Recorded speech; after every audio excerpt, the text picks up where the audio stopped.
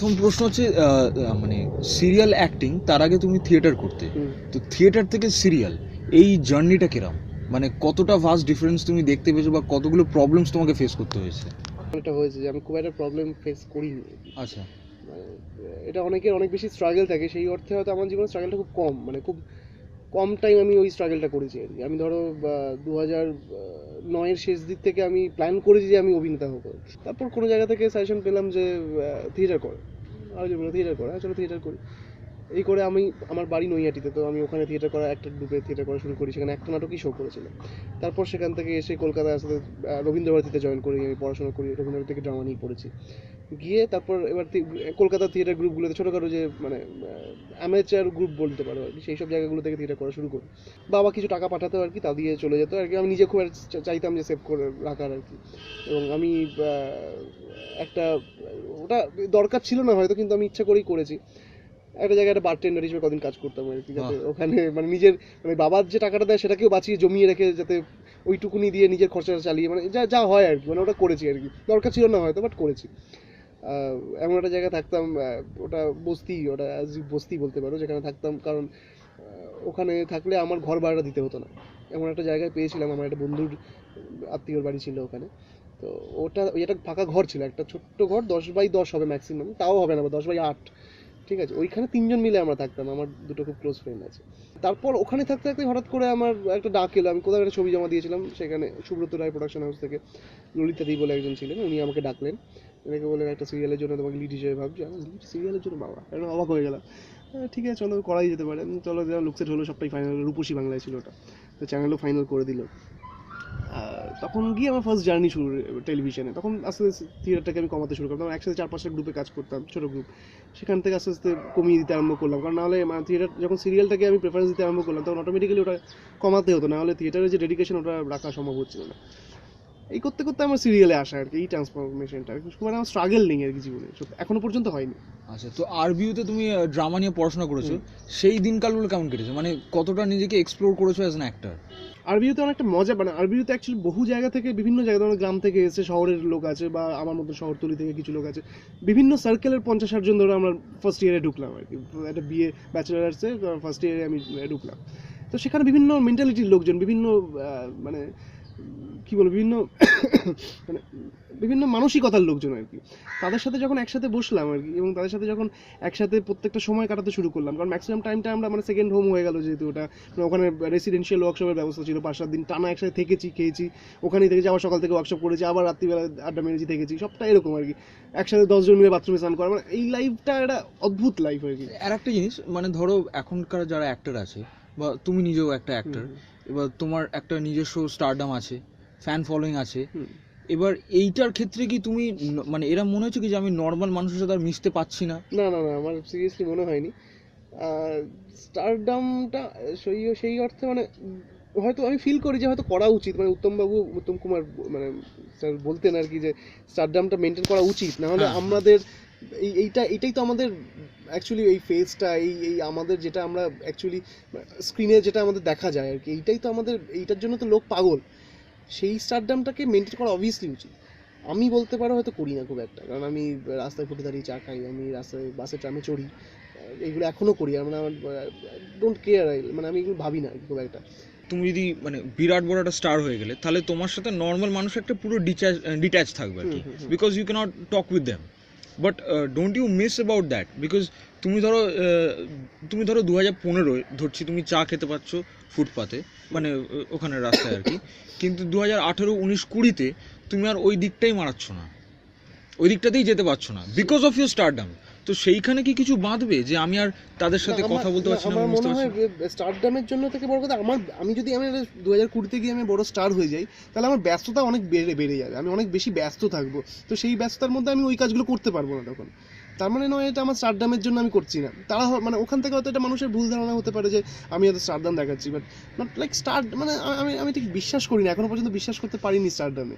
তো আমি যদি বেশি ব্যস্ত হয়ে পড়ি, তাহলে আমি যদি স্টার হই, আমি বেশি ব্যস্ত হয়ে পড়বো, আমার কাছে কম সময় থাকবে। তো ওই কাজগুলো আমি রাস্তায় ফুটে দাঁড়িয়ে আড্ডা মারা, রাস্তায় বন্ধুদের সাথে ক্যারাম খেলা, চা খাওয়া, তো এই কাজগুলো আমি হয়তো করতে পারবো না।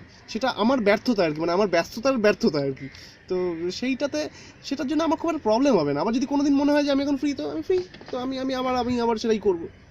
বেশ আমাকে মানে এটা আমি আনন্দ পাই, কারণ আমিও খুব রুট লেভেলের আর কি, মানে খুব বেশি বড় ফ্যামিলি থেকে আসিনি। আমার ছোটোবেলা থেকে আমার বাবা রেলের চাকরি করতেন, কিন্তু বাড়িতে বাবাই শুধু চাকরি করতেন। আমার দাদা ছিল, মানে এখন বৌদি আছে, বিয়ে করেছে দাদা। তো আমার ঠাকুমা ছিলেন, মা আছেন। তো বাবাই শুধু রোজগার করতেন। রেলের খুব একটা ব্যাপার ছিল না যে প্রচুর হিউজ ইনকাম ছিল না, মানে সেইখান থেকে আমি ছোটোবেলা থেকে টালির বাড়িতে মানুষ হয়েছে আর কি। মানে আমার খুব বড় বয়সে এসে রিসেন্ট দেখলাম, ধরো ওই 5-6 বছর আগে বাবা রিটায়ার করে একটা কিছু পুঁজি হয়, তো সেটা দিয়ে একটা বড় অট্টালিকা বানিয়েছেন আর কি। আজকাল না, এটা বহু বছর ধরে চলছে, ইন্ডাস্ট্রিতে একটা ভেদাভেদ হয়ে গেছে যে মেইন স্ট্রিম কমার্শিয়াল ফিল্ম আর আর্ট ফিল্ম বা ইন্ডি ফিল্ম যেগুলো, এইটার ব্যাপারে কি বক্তব্য? মানে এটা কি ঝগড়া নাকি দুটোই কোএক্সিস্টেন্ট, মানে একটা থাকলে আর একটা থাকবে? তো এইটা নিয়ে তোমার কি বক্তব্য? মানে ধরো যেগুলো বক্স অফিসে খুব কামাচ্ছে, অথচ অন্যগুলো যেগুলো অ্যাওয়ার্ডস পাচ্ছে বা ফিল্ম ফেস্টিভ্যালে যাচ্ছে, এবার দুটোই কি একে অপরকে নিয়ে চলছে, নাকি এই ভেদাভেদে থেকেই যাবে বা মিশে যাওয়ার চান্স আছে? ভেদাভেদটা রয়েছে, কিন্তু এটা থাকা উচিত না। কারণ একজন প্রযোজক সে টাকা ইনভেস্ট করছে, একজন ডিরেক্টর একটা ছবি বানাচ্ছে, ডিরেক্টরের দায় সেই প্রযোজককে টাকাটা ফেরত দেওয়া। এটা তার দায়, এটা তাকে দিতেই হবে। ভালো প্রজেক্ট দিয়ে, ভালো প্রোডাকশন দিয়ে, ভালো প্রোডাক্টও করতে হবে এবং বেচতে হবে, যেটা আমির খান করে। মানে ভালো ভালো প্রোডাক্ট দেয়, সবাই নেয়, এবং সবাই নেয় বলে কিন্তু এটা বক্স অফিস হিট হয়, ওরা প্রডিউসার টাকা পায়। তো আমরা ওই ধরনের ফিল্ম কেন করবো না? আলাদা করে আতলামো করারও খুব একটা বেশি পক্ষপাতিত্ব নই, আবার শুধু কমার্শিয়াল মারপিট নাচে গানটাও খুব একটা পক্ষপাতিত্ব নই, সেটা আমার মনে হয়। তো আমি ওই ধরনের ফিল্ম বেশি প্রেফার করবো আর কি। অবভিয়াসলি এই ভেদাভেদটা খুব বোকামো আর কি, মানে এটা আমাদের ইন্ডাস্ট্রির ক্ষতি। বাংলা ইন্ডাস্ট্রিতে এখনও ভেদাভেদটা রয়েছে আর কি। কিছু লোক কমার্শিয়াল ফিল্ম করছে, নাচ গান থাকছে, ভাইব থাকছে, কিন্তু গল্প থাকছে না, কন্টেন্ট থাকছে না, ভালো পারফরমেন্স থাকছে না, ভালো মেকিং থাকছে না। আর আবার অনেকে আছে শুধু ভালো মেকিং বানাচ্ছে, ভালো কন্টেন্ট নিয়ে সেগুলো চালাতে পারছে না, কারণ সেগুলো পাবলিক নিতে পারছে না। তো আমাদের এটা ভাবতে হবে, আমাদের জেনারেশনটা কিন্তু আগামী দিনটা বেঁচে রাখবে, মানে আমি তুমি বা এই ধরনের যারা আমরা ফিল্ম ইন্ডাস্ট্রির সাথে যুক্ত, আমরাই কিন্তু পারবো সেটাকে বাঁচিয়ে রাখতে। আমরা বেসিক্যালি পারবো। তো আমরা এই ভেদাভেদটাকে ভেঙে দিয়ে আমার অন্য কিছু করা উচিত, যেটাতে মানে বলিউড এটা করে আর কি। মানে বলিউড মানে পার্চড করলেও বলিউড কিন্তু পার্চটাও চলে আর কি। আমি পার্চ জানি, তুমি পার্চড জানো আর কি। সেটাও কিন্তু একটা আর্ট কমার্শিয়াল আর কমার্শিয়াল তোমাকে হতেই হবে। এটা ফিল্ম তুমি ব্যবসার জায়গা, একজন প্রযোজক সে টাকাটা লাগাচ্ছে, তাকে ফেরত দিতেই হবে এবং লাভ সহ দিতে হবে আর কি। না, ধরো যদি মানে কন্টেন্ট ভালো, কমার্শিয়াল জিনিসপত্রও আছে, কিন্তু সেই ছেলেটা নতুন, তাহলে তার পক্ষে ইন্ডাস্ট্রিতে সার্ভাইভ করাটা কতটা কঠিন? বা বা কোনো লুপহোল আছে কি যেটার পক্ষে ও সেই দিক দিয়ে বেরিয়ে যেতে পারে, মানে পারলেও পারতে পারে? নতুন মানে সে অ্যাক্টরের কথা বলছে? হ্যাঁ, ধরো অ্যাক্টর বা ডিরেক্টর, ডাজন্ট ম্যাটার। এটা শিবপ্রসাদ দা এটা প্রমাণ করে দিয়েছেন, মানে শিবুদা ইচ্ছে করে প্রমাণ করে দিয়েছেন। মানে নতুনটা কোনো ব্যাপার না। যদি এবার অ্যাকচুয়ালি আবার কোথাও একটা লাখটা হয়তো অবভিয়াসলি লাখটা একটা ফ্যাক্টর আর কি। মানে লাখটা কোথাও একটা ব্যাপার আর কি। অনেকে ভালো ফিল্ম প্রথমবারই হয়তো বানালো, কিন্তু সেটা চললো না, এরকমও হয়। সেটা কীভাবে পাবলিক নেবে এটা অ্যাকচুয়ালি খুব বলা মুশকিল আর কি। যারা ওইটা পড়তে পারে, পাবলিকের মনটা পড়তে পারে আগে থেকে, যারা ভবিষ্যৎবাণী করতে পারে, তারা ওই ক্লিকটা করে যায় আর কি। যারা পারে না তাদের ভাবতে হবে, ওটাও ভাবতে হবে যে কীভাবে পাওয়া যায়, মানে এক্সেসটা আছে, কোন ওয়েটা আছে যেটা পারফেক্ট জায়গাটা পৌঁছতে পারবো আমি। সেটা মানে ওটা আমাদেরই ভাবতে হবে আর কি। আমাদের আরও ওটা রিসার্চ করতে হবে মানে ফিল্ম নিয়ে, মানে আমরা কী ফিল্মটা পাবলিক নেবে আর কি। তো এই ফিল্ম নিয়ে আমাদের রিসার্চ করতে হবে আরও বেশি। এটা আমাদের দুর্বলতা, এটা কারোর দোষ নয়। আচ্ছা, তুমি থিয়েটার করেছো, সিরিয়াল করছো, শর্ট ফিল্ম, আর কি কি এক্সপেরিমেন্ট করতে চাও?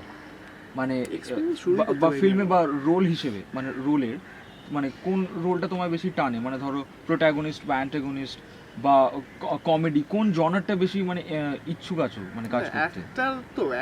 মানে আমি অ্যাজ মানে আমার সবটাই ভালো লাগে। মানে এটা খুব মানে আমি এইটা আলাদা করে কোনো একটা জনার আমি বলতে পারবো না আর কি। মানে আমি সবটার মধ্যে মজা পাই আর কি। আমার কমেডি ভীষণ একটা ভালো জিনিস আর কি। কমেডিটা মানুষের জন্য খুব ভালো। মানে আমরা প্রত্যেকে প্রচণ্ডভাবে বিভিন্ন সাইকোলজিক্যাল প্রেশারে থাকি সারাক্ষণ, প্রত্যেকে আমরা থাকি, যে প্রত্যেকটা ফিল্ডের লোকজন থাকে আমরা। তো সেই প্রেশারটা কাটানোর জন্য কমেডিটা খুব রিলিফ দেয় সবসময়, এটা দরকার। রোম্যান্সটাও দরকার, মানে রোম্যান্টিক হিরোটা শাহরুখ খানও দরকার, আমির খানও দরকার, ট্র্যাজিক হিরোও দরকার, সালমান খানও অ্যাকশন টোটালটা দরকার আর কি। মানে কোনোটাই ফেলে দেওয়ার নয়। মানে তোমাকে অ্যান্টাগনিস্ট যদি হতে হয়, আমি অনেক ক্যারেক্টার করেছি, আমি অ্যান্টাগনিস্ট ক্যারেক্টার করেছি, প্রোটাগনিস্ট ক্যারেক্টার করেছি। তো টোটালটার মধ্যে এনজয় করতে হবে, নিজে যতক্ষণ এনজয় করবে ততক্ষণ তুমি টোটালটা পজিটিভ ভাববে, তোমার কাছে কোনো ক্যারেক্টারই নেগেটিভ নয়। তুমি যদি একটা নেগেটিভ ক্যারেক্টারকে তুমি পজিটিভ ভাবো তাহলে সেই ক্যারেক্টার লোকের কাছে নেগেটিভ হবে, তোমার কাছে পজিটিভ। শেষ প্রশ্ন, লাফালাফির জন্য একটা কোনো নিউজ মানে একটা মেসেজ দাও। লাফালাফি তো একটা বড় উদ্যোগ আর কি, মানে এই উদ্যোগটাকে আমাদের বাঁচিয়ে রাখতে হবে বেসিক্যালি। শুধু লাফালাফি নয়, এরকম অনেকে মানে আরও অনেক চারদিকে উদ্যোগ নিচ্ছেন, অনেকে অনেক ঘটনা চলছে।